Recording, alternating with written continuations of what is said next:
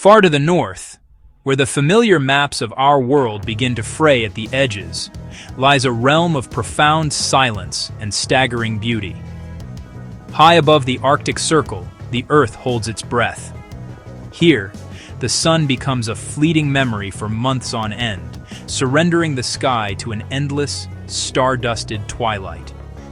This is a frontier not of geography, but of perception, a place where the rhythms of life are dictated by the celestial and the elemental. The air itself feels ancient, carrying whispers of sagas and the deep, resonant hum of the planet turning in the void. It is a landscape stripped to its essentials: rock, ice, and an infinite expanse of sky.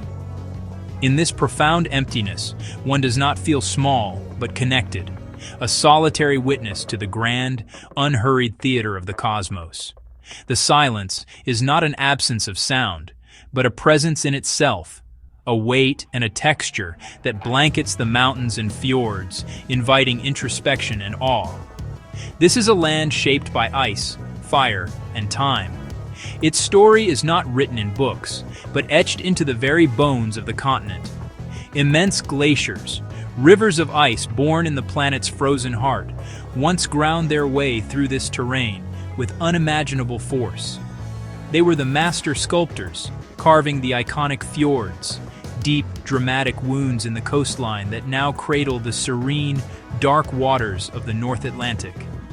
The mountains they left behind stand as jagged monuments to that colossal power, their peaks sharpened by millennia of frost and wind. But the ice was not the only architect. Deeper still, the Earth's inner fire pulsed, pushing volcanic rock through the crust, creating islands of black, rugged stone that stand in stark defiance of the encroaching sea. And over all of this, time has laid its patient hand. Eons have weathered the stone, softened the sharpest edges, and allowed a tenacious, resilient life to take root in the most unforgiving of places. This is Norway, a kingdom forged in the crucible of polar extremes. It is a place of profound duality, where the harshest conditions give rise to the most delicate beauty, where the deep, enduring darkness of the polar night creates the perfect canvas for a spectacle of light. For when the long winter settles in and the land is cloaked in a mantle of snow and shadow, the sky begins to awaken. The stage is set.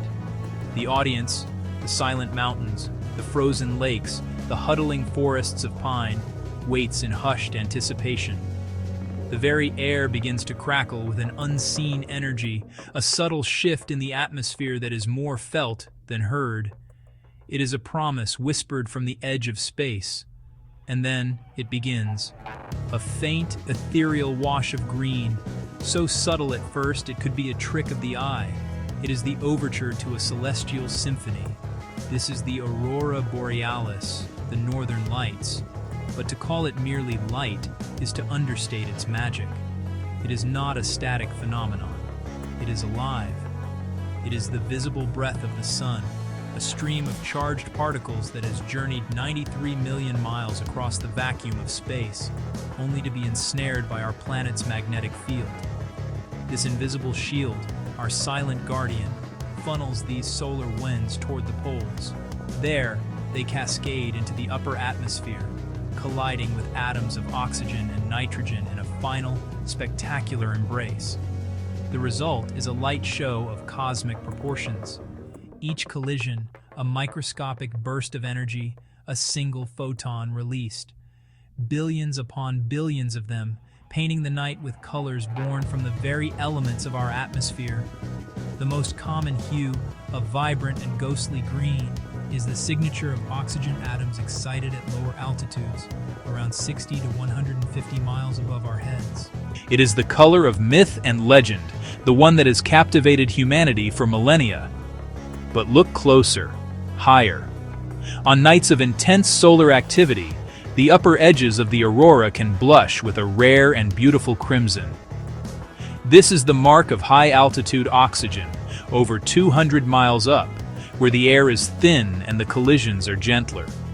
And sometimes, rippling along the lower fringes of the curtain, You might see flashes of pink, violet, or blue, the fleeting signature of nitrogen, energized by the most powerful solar particles. To witness the aurora is to watch the laws of physics transformed into pure poetry. It does not simply appear, it performs. It can hang in the sky as a serene, motionless arc, a silent bridge connecting one horizon to the other. Then, without warning, it can erupt into a frenzy of motion. It forms curtains of light that shimmer and sway as if caught in an unfelt celestial breeze. It twists into colossal spirals, known as coronas, that seem to vortex directly overhead, making you feel as if you are looking up into the very engine of creation. It can pulse, brighten and dim in a steady, hypnotic rhythm, or send waves of light racing across the sky at incredible speeds. No two displays are ever the same. Each night offers a unique and ephemeral masterpiece, painted on a canvas of stars and then erased by the coming dawn. In this moment, under this sky, Norway becomes the greatest stage on Earth.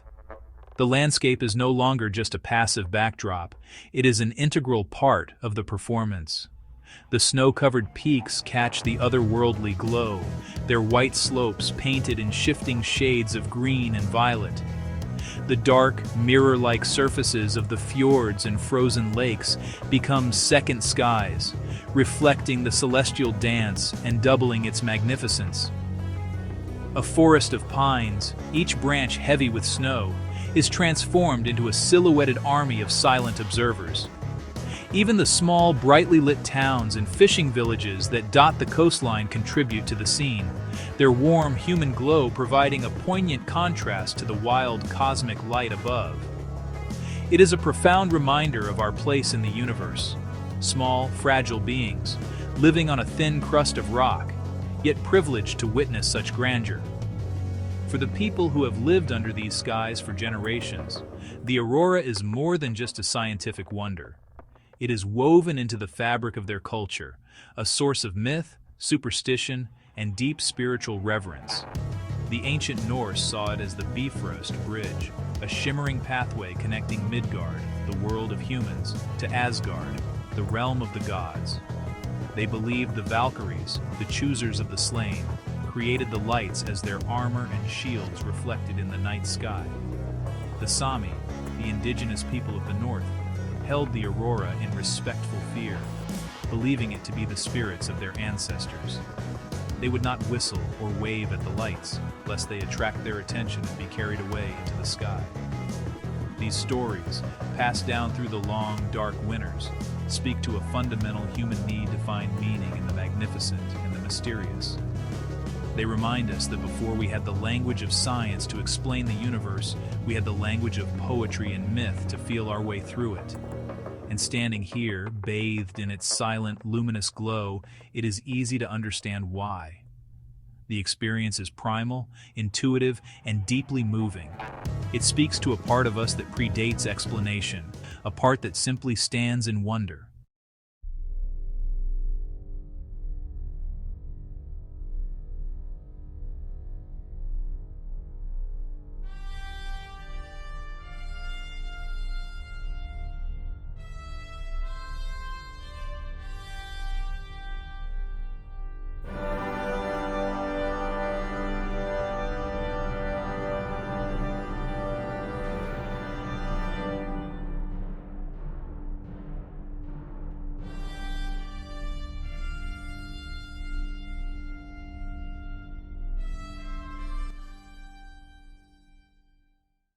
North of the circle, where the world feels raw and newly forged, lies an archipelago of impossible beauty, the Lofoten Islands.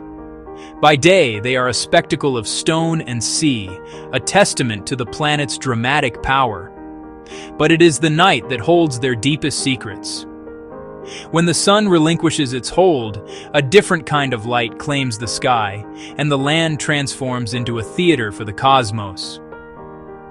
This is a place where the veil between worlds feels thin, where ancient myths whisper on the wind that sweeps down from the peaks and across the silent fjords.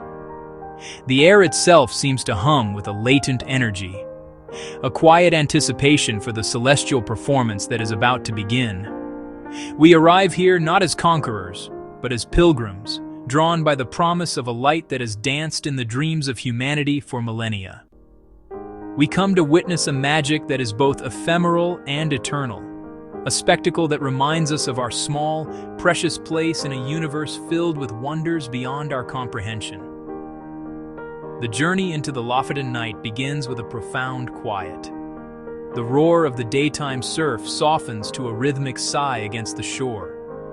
The mountains, ancient sentinels carved by ice and time, stand in stoic silence, their jagged peaks etching a formidable silhouette against the star-dusted canvas of the heavens.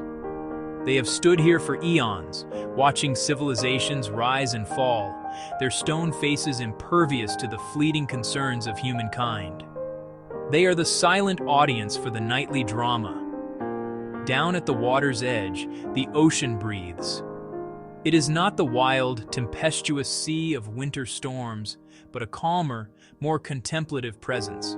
It listens, its dark, reflective surface a mirror for the cosmos, waiting to capture and double the beauty that is to come. The cold is sharp, clean, purifying. It heightens the senses, making every sight, every sound more immediate, more real. It's a cold that reminds you that you are alive, truly present in this moment on the edge of the world. And yet, amidst this vast, wild landscape, there is warmth, there is life. The iconic red rorbu, the fishermen's cabins that cling to the rocky shores, stand as beacons of humanity. Their windows glow like embers, casting a soft, welcoming light onto the frozen ground and still water. Each light is a story, a pocket of warmth and companionship against the immense, indifferent cold of the Arctic night. These simple structures, painted the color of earth and blood, speak of a deep and resilient connection between people and this demanding environment. They are a symbol of survival, of community, of finding shelter and comfort in one of the most beautiful and unforgiving places on earth. They remind us that even in the face of overwhelming nature, we find ways to build a home, to create our own small constellations of light and warmth. Then it begins, a whisper of light. At first, you might mistake it for a trick of the eye, a faint, ethereal mist gathering on the northern horizon. It is a subtle suggestion, a pale, ghostly green that seems to breathe rather than shine. But the stars behind it begin to dim, and you know, this is the overture. The first tentative notes of a symphony played on an instrument the size of a planet. The initial arc grows, stretching from one end of the horizon to the other, a celestial bridge connecting unseen worlds. There is a palpable shift in the atmosphere, a charge of static electricity that makes the hair on your arms stand up. The deep silence of the night is now filled with a visual hum, a silent vibration of color and light that resonates deep within the chest. The mountains, the sea, the small glowing cabins, all fall under its spell, bathed in its nascent, otherworldly glow. And then, the crescendo. The gentle whisper becomes a roar of light. The sky erupts. What was a faint arc explodes into a vibrant, pulsating river of color that flows across the entire dome of the sky.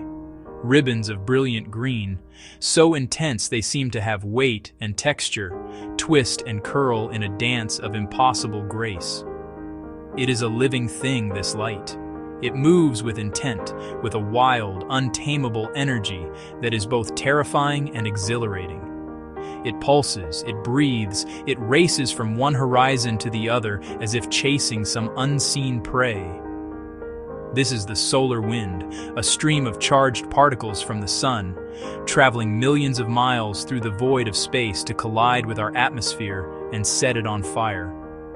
It is a direct, physical connection to the heart of our solar system, a reminder that we are part of a dynamic, interconnected cosmos. The colors shift and morph, a divine chromatography, The dominant emerald green is fringed with soft rose and, in moments of intense activity, a deep, electric violet that streaks across the sky like celestial lightning. These are the colors of nitrogen and oxygen, the very air we breathe, excited into a state of luminescence. We are witnessing the atmosphere itself become a canvas. The shapes are infinite and ever-changing. One moment, they are delicate, shimmering curtains, rippling as if stirred by a gentle breeze. The next, they are spiraling vortices, great whirlpools of light that seem to pull the stars themselves into their depths. Then, they become spears, rays of light shooting up from the horizon to the zenith, creating a cathedral of light whose scale defies all human architecture. Here, the mountains watch the sky perform, the ocean listens, and in this perfect, impossible symmetry, where the heavens are reflected on the water with flawless clarity, the world doubles. The universe above is met by the universe below. You are suspended between two infinities of light, floating in a sphere of cosmic fire. It is in these moments that the boundaries of the self seem to dissolve. The distinction between observer and observed, between the world outside and the world within, melts away. You are no longer simply looking at the aurora, you are part of it. Its light penetrates you, its silent music vibrates through you, and time simply stops. The past and future recede, and there is only this eternal, breathtaking now. The spectacle fades, not into darkness, but into a gentle, luminous memory, leaving the sky awash in a soft, residual glow. The heart still pounds. The eyes still see the phantom dance against the darkness. To witness this is to be changed. It is to carry a piece of the Arctic night within you forever, a quiet knowledge of the profound and untamed beauty that thrives at the edges of our world. It is a humbling, magnificent gift from the universe.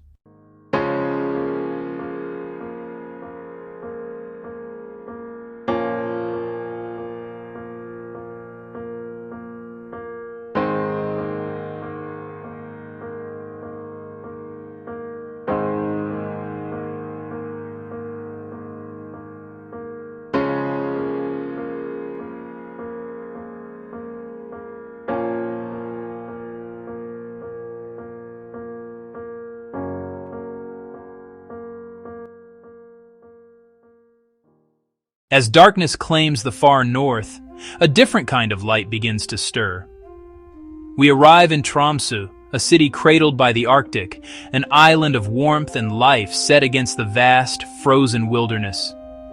It's a place that feels like the last outpost of civilization, perched on the very edge of the world. But this isn't an ending, it's a threshold.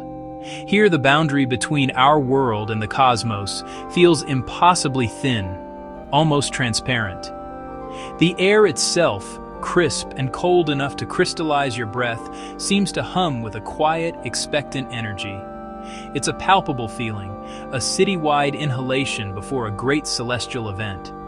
They call it the Paris of the North, a nickname earned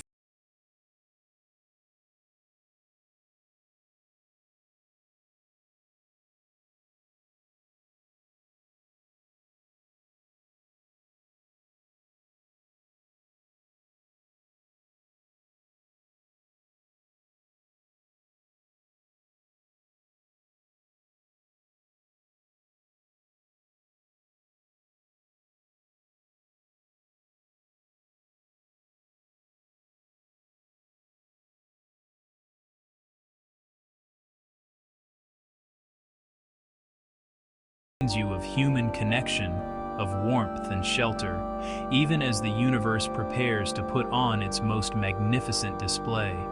And then, it begins. Not with a sudden flash, but as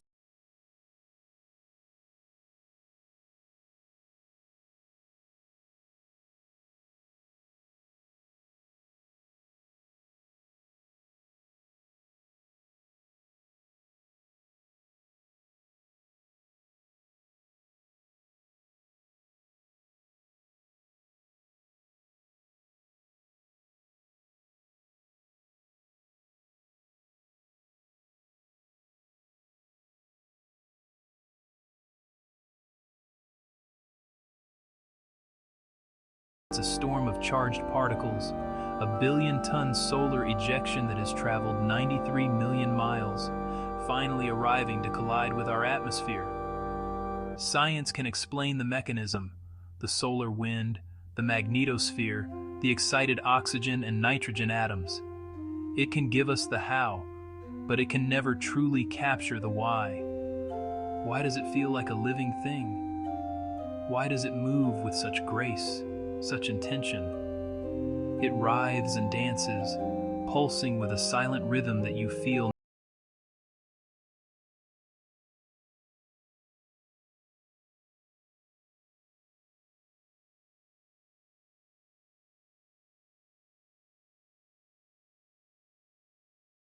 act of looking up. All the small terrestrial concerns, the deadlines, the worries, the endless chatter of modern life, they all dissolve into insignificance. There are no screens here, no distractions, just the cold on your cheeks, the warmth of the person next to you, and the impossible, beautiful truth unfolding above. You can see the wonder reflected in their eyes, a universe of light captured in a single gaze. It's a moment of pure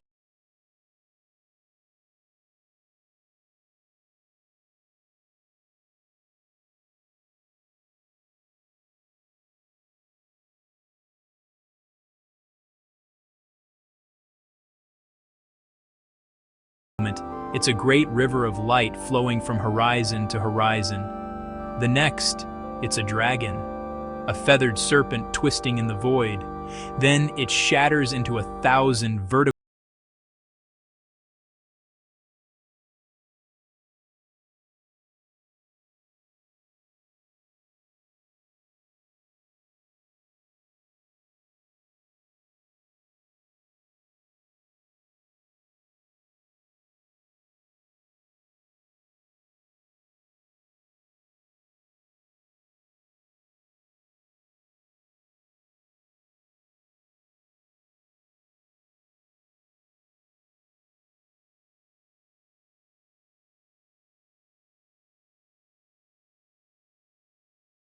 above you, and the aurora will form a corona. The curtains of light converge at a single point in the sky, creating the illusion of a celestial crown being lowered upon the world.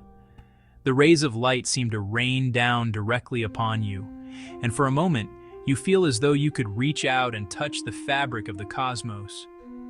It is the sky's most intimate gesture, a direct address. In that moment, the universe is not some distant, abstract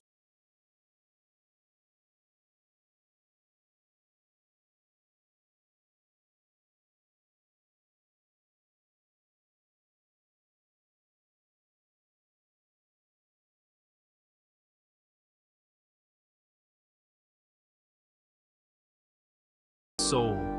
A performance that has played to an empty theater for millennia, waiting for us to finally look up and applaud.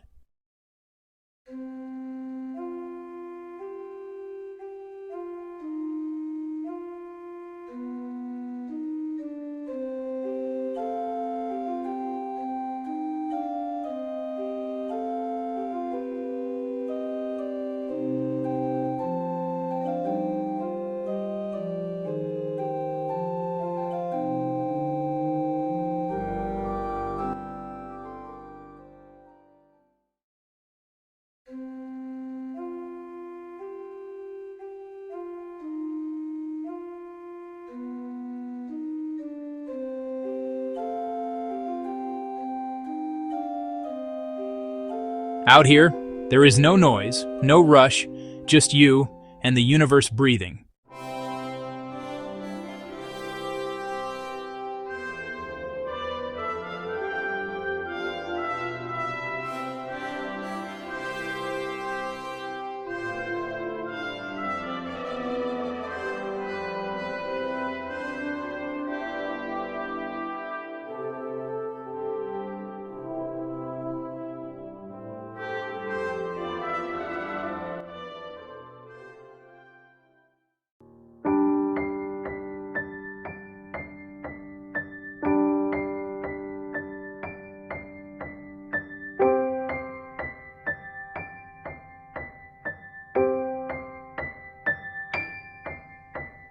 When the sky reflects on ice, you forget which world you're standing in.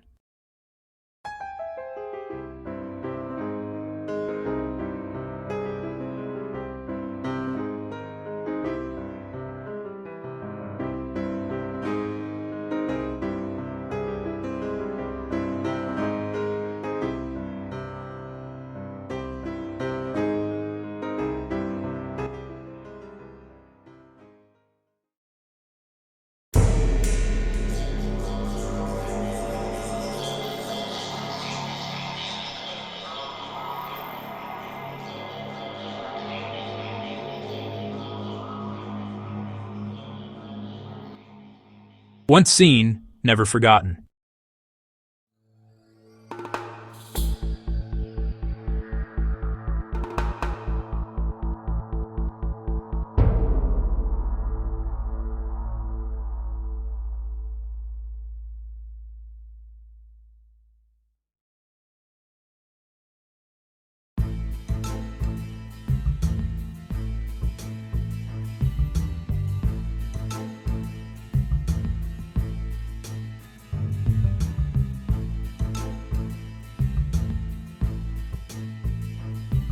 And when it ends, you stand there quietly, changed.